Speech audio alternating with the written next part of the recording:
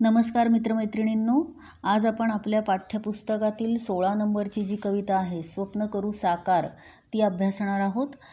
या कवितेचे कवी आहेत किशोर पाठक। किशोर पाठक हे एक प्रसिद्ध कवी आहेत। त्यांचे कविता संग्रह प्रसिद्ध आहेत, त्याचबरोबर त्यांचे ललित लेख संग्रहसुद्धा प्रसिद्ध आहेत आणि त्यांनी लहान मुलांसाठी लिहिलेल्या कविता संग्रहाला बालकुमार साहित्य संमेलनाचा पुरस्कारसुद्धा मिळालेला आहे। आता ही जी प्रस्तुत कविता आहे ही युवकांनी आपल्या देशाप्रती, आपल्या देशाच्या उज्ज्वल भविष्याप्रती त्यांनी रेखाटलेलं जे स्वप्न आहे ते आपल्याला या कवितेतून बघायला मिळतं आहे। या कवितेमधून आपल्याला 3 गोष्टी लक्षात ठेवायच्या आहेत आणि त्या पाठच करायच्या आहेत की जे आपल्याला उत्तर लिहिताना जे रसग्रहणाचे प्रश्न वगैरे असतात तिथं आपल्याला ते आलंच पाहिजे। त्यातला पहिली गोष्ट आहे कृषी संस्कृती, दुसरी गोष्ट आहे श्रमप्रतिष्ठा आणि तिसरी गोष्ट आहे एकजुटीचं सामर्थ्य।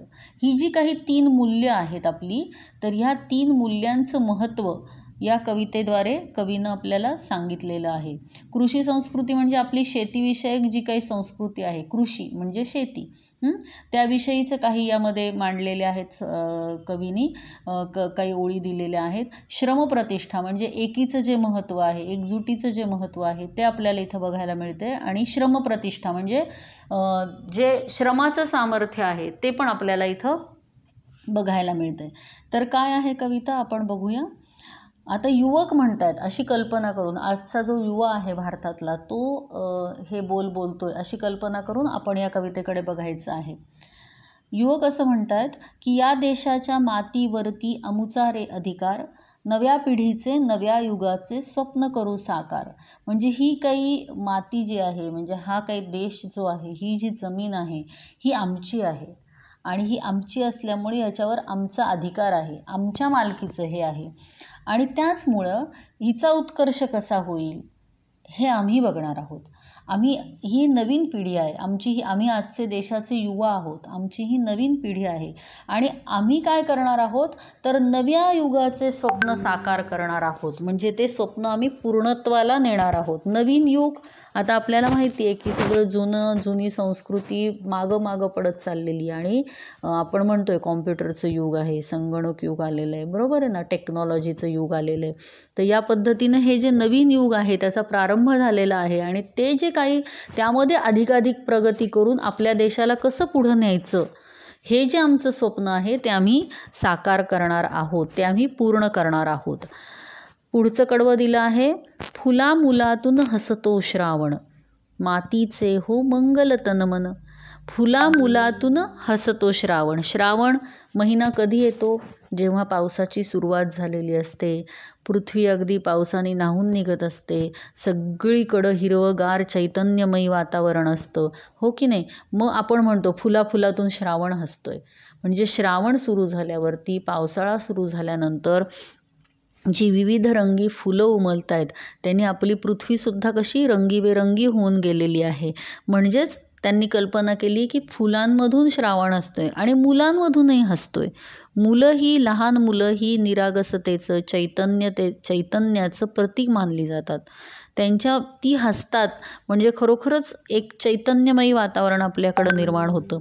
म्हणून असं म्हणलं की फुला मुलातून हसतो श्रावण, मातीचे हो मंगल तनमन। माती ही जी आहे आपली ह्या श्रावण सुरू झाल्यामुळे, पाऊस सुरू झाल्यामुळे पृथ्वीसुद्धा सुंदर अगदी छानपैकी भिजून निघालेली आहे, तिचं तन मन न्हाऊन निघालेलं आहे, तिला चैतन्याने स्पर्श केलेला आहे आणि त्यामुळे ह्या मातीचं सुद्धा तनमन कसं झालं आहे, मंगलमयी झालेलं आहे असं कवी म्हणतायत। चैतन्याचे फिरे सुदर्शन, आपल्याला माहिती आहे सुदर्शन चक्र हे कुणाकडे होतं? श्रीकृष्णाकडे होतं। श्रीकृष्णाने त्याचा वापर कशासाठी केला तर जे दुर्गुण असणाऱ्या ज्या शक्ती आहेत, दुष्कृत्य करणाऱ्या ज्या शक्ती आहेत त्यांचा नायनाट करण्यासाठी श्रीकृष्णाने सुदर्शन चक्राचा वापर केला आणि सद्गुणाचा दुर्गुणावरती विजय कशामुळे मिळवला गेला? सुदर्शन चक्रामुळे मिळवला गेला। तर सुदर्शन चक्र हे सत्प्रवृत्तीचं प्रतीक आहे आणि ह्या सत्प्रवृत्तीमुळे काय होणार आहे की सगळ्या दुष्ट प्रवृत्तींचा नाश होऊन सगळीकडं चैतन्याचं वातावरण निर्माण होणार आहे. ते फिरतं ना, सुदर्शन चक्र फिरत फिरत दुष्कृत्यांचा ठाव घेतं, त्यांचा नायनाट करतं. त्याप्रमाणे सगळीकडं हे सुदर्शन चक्र, सुदर्शन फिरणार आहे श्रीकृष्णाचं. कसं? तर चैतन्यमयी. त्यामुळे सगळं वातावरण कसं होणार आहे? चैतन्यमय होणार आहे. आणि हे सगळं जेव्हा सगळं होईल त्याच चैतन्यमयी वातावरणामध्ये आम्ही शेतामधुनी पिकवू मोती, धन हे अपरंपार. म्हणजे हे कृषी संस्कृतीचं वर्णन इथं केलेलं आहे की श्रावण आला आहे, मातीचं तनमन मंगल झालेलं आहे, सगळीकडे चैतन्यमयी वातावरण पसरलेलं आहे. आणि अशा या वातावरणामध्ये आम्ही काय करू? तर शेतामधूनही पिकवू मोती. मोती म्हणजे कशाला म्हटलं आहे? तर जे धान्य आहे त्या धान्याला मोत्याची उपमा दिलेली आहे. तर आम्ही धनधान्याने आम्ही हे शेतामध्ये आमच्या पिकवू, आम्ही त्याद्वारे सुखी होऊ.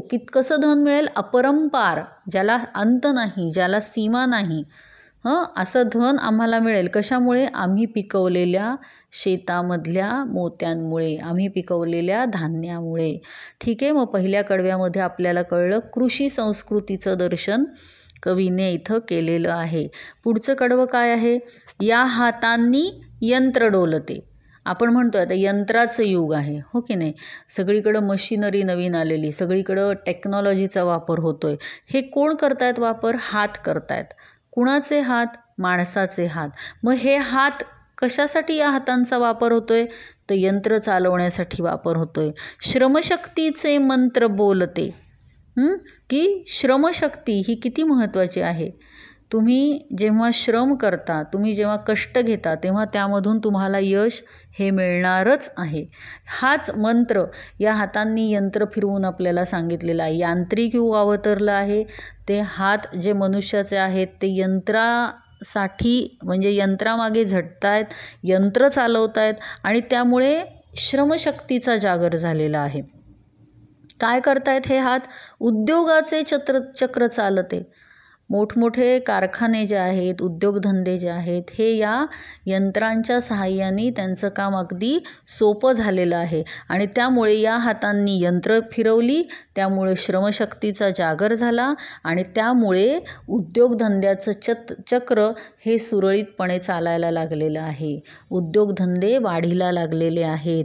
आणि हे जेव्हा सगळं होतं आहे तेव्हा काय? आभाळावर उत्क्रांतीचा घुमवूया ललकार. आभाळावर उत्क्रांतीचा म्हणजे इतका आम्ही ही प्रगती इतकी मोठ्या प्रकारे करणार आहोत की आभाळापर्यंत, म्हणजे अगदी लांब लांबपर्यंत आमच्या या उत्क्रांतीचा घुमवूया ललकार, ही जी क्रांती होणार आहे, हे जे आम्हाला जे यश मिळणार आहे याचा आवाज दुमदुमणार आहे कुठपर्यंत? आभाळापर्यंत, म्हणजे खूप लांब लांबपर्यंत असं कवीला म्हणायचं आहे. ही जी आम्ही प्रगती केली आहे ह्याचा हे कडवं कशाचं आपल्याला काय सांगतंय? तर श्रमशक्तीचं महत्त्व इथून आपल्याला दिसतंय. आता तिसरं कडवं बघा. हजार आम्ही एकी बळकट. म्हणजे आज आम्ही लोकसंख्येने तुम्हाला खूप दिसतोय, आमची संख्या खूप आहे. सर्व जाती पंथाचे 18 पगड जाती जमातीचे लोक एकत्र या देशामध्ये राहत आहेत. पण जरी संख्या आमची खूप असली, हजारांमध्ये असली, तरी आमची एकी ही बळकट आहे. आम्ही सगळे एक आहोत. सर्वांचे हो एकच मनगट. तुम्हाला ही जरी माणसं वेगवेगळी दिसत असली तरी आमची एकजूट इतकी आहे की आम्ही एकत्र येऊन आमचं एकच मनगट तयार होईल. आपल्याला माहिती ना ती गोष्ट की एक एक काठी तुटते, पण एकत्र काठ्या बांधल्या तर तिला कोणीही तोडू शकत नाही, कारण एकीचं बळ. त्याप्रमाणे आम्ही सगळे जरी वेगवेगळे असलो तरी आमचं मनगट एक आहे. आम्हाला कोणीही मोडू शकणार नाही, आम्हाला कोणीही तोडू शकणार नाही, आम्हाला वेगळं कोणी करू शकणार नाही. हजार आम्ही एकी बळकट, सर्वांचे हो एकच मनगट. शक्तीची ही झडते नौबत, घराघरातून जन्म घेतसे तेज नवा अवतार. आम्ही सगळे एक झाल्यामुळे, आम्ही सगळे एकत्र आल्यामुळे काय झालेलं आहे? आमची शक्ती वाढलेली आहे, हो की नाही? आमची शक्ती वाढलेली आहे आणि त्यामुळे सगळीकडे आमचाच डंका वाजतोय. आमच्या शक्तीचा डंका वाजतोय. आमची सगळी एकी इतकी आहे की आम्हाला कोणीही तोडू शकत नाही, आम्हाला कोणीही वेगळं करू शकत नाही. आणि त्यामुळे हे सगळं आम्ही एकत्र आल्यामुळे घराघरातून जन्म घेत असे तेज नवा अवतार, एक चैतन्याचा नवीन अवतारच, एक तेजाचा जणू नवीन अवतारच प्रत्येक घरात जन्माला आलेला आहे. प्रत्येक घरामध्ये एक काहीतरी उत्साह आहे, चैतन्य आहे, शांतता आहे, मनःशांती आहे. आणि त्यामुळे एक नवीन तेजाचा अवतार जणू काही आम्ही जन्माला घातलेला आहे. पुढे काय म्हटलंय? या विश्वाची विभव संपदा जपू वाढवू अमी लाखदा. आता युवक म्हणतोय आजचा की हे सगळं तर आमच्या देशामधलं वर्णन तर आम्ही तुम्हाला करून सांगितलेलंच आहे की आमच्या देशामध्ये आमची कृषी संस्कृती कशी आहे, आमची श्रमप्रतिष्ठा कशी आहे आणि आम्ही कसे एक आहोत हे तर आम्ही तुम्हाला इथं सांगतोच आहोत. पण या सगळ्यामुळे काय झालेलं आहे की या विश्वाची जी विभव संपदा आहे, जे वैभव आहे, आमच्या या पृथ्वीवरचं जे वैभव आहे, जे धनदौलत आहे, तर ती आम्ही काय करू? जपू वाढवू आम्ही लाखदा. आम्ही फक्त ती म्हणजे वाढवणारच नाही, तर आम्ही त्याची जपवणूक पण करणार आहोत, आम्ही त्याचं जतन पण करणार आहोत. आम्ही या पृथ्वीवरची जी संपदा आहे, जे वैभव आहे, मग ते नैसर्गिक असू दे, मनुष्यनिर्मित असू दे, हो की नाही, तर हे सगळं जे आहे त्याची आम्ही जपवणूक करू. फक्त जपवणूक करणार नाही, तर त्याची आम्ही प्रगती करू, त्याच्यामध्ये वाढ करू. किती वेळा? लाखदा, म्हणजे खूप वेळा आम्ही खूप प्रगती करू. आणि पुढे काय म्हटलंय? हस्त शुभंकर हवा एकदा, भविष्य उज्ज्वल या देशाचे करूया जय जयकार.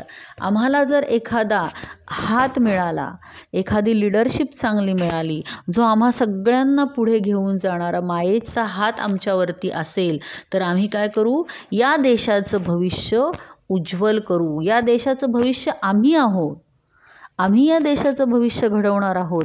आणि ते कसं उज्ज्वल करायचं? तर या मायेच्या हातांचा आधार आम्हाला मिळाला तर आम्ही या देशाचं उज्ज्वल भविष्य करू. आणि त्याचबरोबर देशाचा आमच्या सगळीकडे जय जयकार होईल. असं हे एक उत्साहपूर्ण चित्र कवीने स्वप्न करू साकार या कवितेमधून आपल्याला सांगितलेलं आहे. कविता सोपी आहे. या कवितेमधून बऱ्यापैकी तुम्हाला समानार्थी, विरुद्धार्थी शब्द यावरती प्रश्न विचारले जाऊ शकतात. या कवितेवरती म्हणजे हे परीक्षकांना ही कविता आवडते. या कवितेवरती परीक्षेमध्ये प्रश्न हे येतातच.